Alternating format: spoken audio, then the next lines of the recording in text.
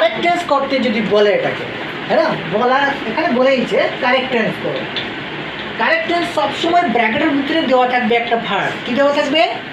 একটা ভার্ব। আর শুনো না, একটা সিগন্যালস দেওয়া থাকবে। এই সিগন্যালসটা দেখে তোমাকে বুঝতে হবে। টেন্স তো বুঝো তো, কিন্তু সিগন্যালসও অনেক হেল্প করবে তোমাকে কারেক্ট টেন্স করার জন্য।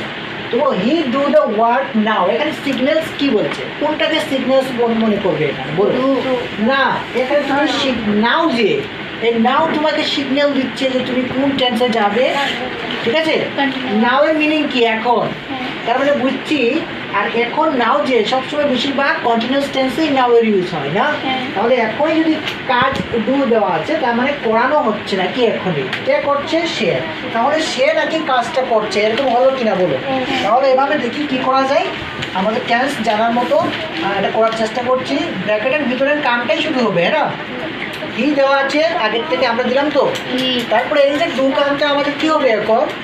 কারণ অক্সিলারি ভার্ব চলছে না এখানে কন্টিনিউয়াস টেন্সে, তো অক্সিলারি ভার্ব নিতে হবে। তাহলে বলো তো হির সাথে অক্সিলারি ভার্ব কোনটি আসবে?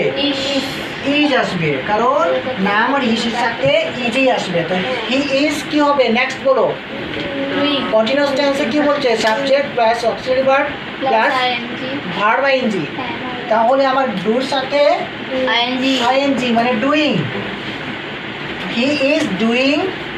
আর বাকি যে সেন্টেন্সে থাকে না, ব্র্যাকেটের পরে যে বলে গেছে না, এটা বাকি যে সেন্টেন্স আছে সেম তুমি নিয়ে নিবে। দ্য ওয়ার্ক নাও ওয়ার্ক হয়েছে।